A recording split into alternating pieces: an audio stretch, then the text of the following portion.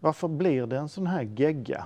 Isbjörnarna till att gå dö i Arktis eller fiskmåsarna störtar. Och sen så leder man det in i insugningsröret. Så här ser det ut i detta insugningsröret. Det är ren skit. Det är få saker som är så mytomspunna som just EGR och DPF. Vi har ju gått igenom en DPF-video för inte så länge sedan. Har ni missat den så gå gärna in och kolla. EGR då, ja, där säger man ju ofta att det är ren skit. Och den ska man programmera bort så fort som möjligt. Många kunder som kommer till oss och vill ha det bortprogrammerat. Men varför säger man så? Varför säger man att EGR är skit? Och kan det verkligen vara på det sättet att den EGR är gjord för att förstöra för oss bilägare? Nej, det kan det ju inte vara.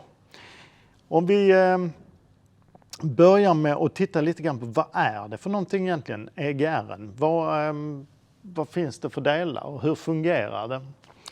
EGR funkar som så att man tar avgaser ifrån avgassystemet före turbon där man har ganska så högt tryck. Och de avgaserna så leder man in dem i en kylare, så kyler man avgaserna så att inte de ska bli så stora. Det blir ju mindre gas då. Och sen så leder man det genom, man reglerar det med en EGR-ventil och sen så leder man det in i insugningsröret. Detta är en BMW 6-cylindrig motor, BMW 540 diesel. Men det ser i princip likadant ut på alla motorer och BMW har detta upplägget på i princip alla sina, även de 4-cylindriga då. Och varför drar man ju då in avgaser i insugningsröret? Jo, det är för att sänka temperaturen. Ja, det låter kanske konstigt, sänka temperaturen med avgaser. Men det är förbränningstemperaturen. I man tar in en gas som inte är aktiv, alltså det innehåller inte syre och det innehåller inte bränsle. Då händer det ingenting med den gasen så då minskar temperaturen. Man kan säga att cylindervolymen blir mindre. Eller den aktiva cylindervolymen blir i alla fall mindre.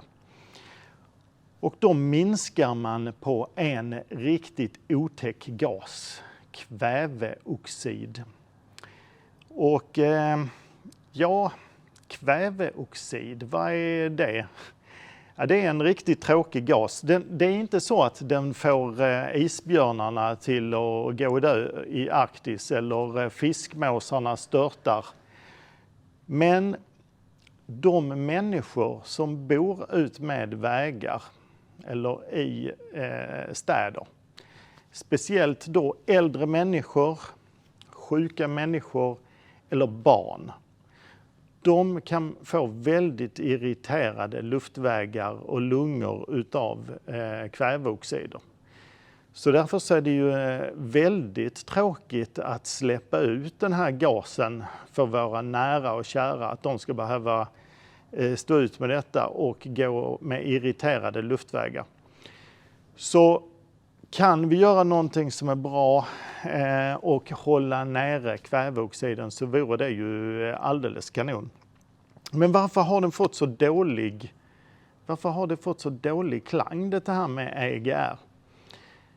Jo, det är så att den blir en gegga i insugningsröret och det är oftast den som reagerar med. Reagerar på att man tycker det är tråkigt. Det stoppar ju luftflöde och överhuvudtaget så är det ju inte trevligt att ha en gegga i insugningsröret. Om man tittar på den här BMWn så jag har tagit av en sensor här och så kan man gå in och så kan man titta och så kan man se hur det ser ut. Så här ser det ut i detta insugningsröret. Det är ju en gegga. Det har byggt på. Och man ser att här kan vi faktiskt trycka oss förbi hela vägen ända in till ventilen. Så här har vi insugningsventilen. Och här ser man, det har byggt på kanske, jag skulle säga, lite runt 1 millimeter. Och det är ju, påverkar inte så mycket här. Men varför ser det ut så här då? Varför blir det en sån här gegga? Tittar vi i, om det nu är avgaserna som gör att det blir gegga i insuget. Varför ser inte slutröret likadant ut? På denna bilen så är ju slutröret det är helt kliniskt rent. Så varför ser det ut på detta sättet i insugningsröret? Det beror inte endast på EGR:en. EGR:en skickar i princip bara in gas. Och det kommer lite sotpartiklar. Och de här sotpartiklarna blandar sig med olja. Och var kommer oljan ifrån? Ja, och där kanske vi har den springande punkten. Oljan den kommer inifrån motorn och det kommer från dålig förbränning men kanske mest ifrån vävhusventilation. Så vävhusventilationen den gör att när det blandas med de här sotpartiklarna som kommer från avgaserna då byggs det på och så får man en sörja som sen kan bygga på riktigt tjockt då. Det kan bli betydligt mycket värre än vad det är på den här motorn då. Den här kväveoxiden den bildas utav högt tryck och det bildas utav hög temperatur. Och det är ju egentligen det som man vill uppnå när man ska ha en riktigt bra motor. Så är det ju hög temperatur i förbränningsrummet och man vill ha ett högt tryck naturligtvis. Så att däremot så EGR:en hjälper ju till på många andra sätt. Så EGR:en är inte bara till för att minska kväveoxiderna utan den är även till för att minska pumpförlusterna. Så när man släpper efter på gasen så bildas ju normalt sett ett undertryck för insugningsventilen.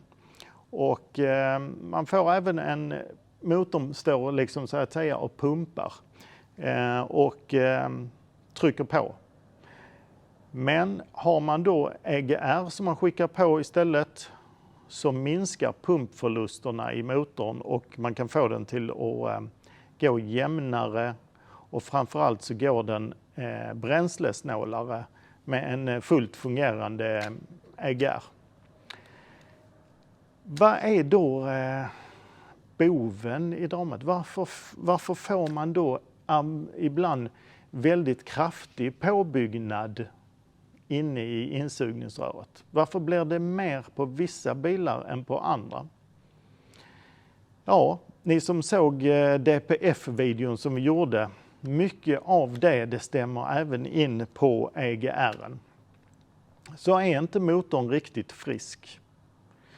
Och man kan inte bara gå efter check engine-lampan eller motorlampan, utan där kan finnas felkoder och dolda fel på motorn även om motorlampan inte lyser. Vanligt är glödstiften. Att glödstiften inte fungerar som de ska. Och när inte glödstiften fungerar som de ska, ja, då bildas det sot. Då kan det komma ut även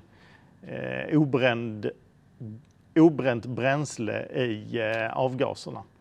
Som då kan börja bygga upp här då. Motorvärmare. Om inte motorvärmaren fungerar, den ska ju starta automatiskt. Om inte den fungerar så kommer inte motorn upp i temperatur. Och en sak som man verkligen glömmer, det är oljenivån. Är det så att man kör med hela tiden på max oljenivå.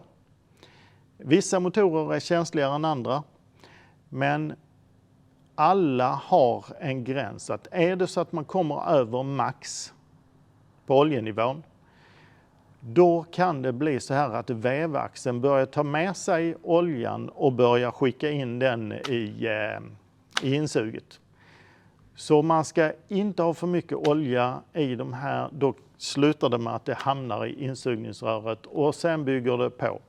Så att oljenivån ska vara rätt, inte på max eller precis över max. Hoppas ni gillar sådana här tekniska inlägg. Ni har säkert egna erfarenheter utav EGR och EGR Delete och hört historier. Skriv gärna vad ni har upplevt och i kommentarerna, för det gillar vi verkligen. Och till dels så ha det så gott.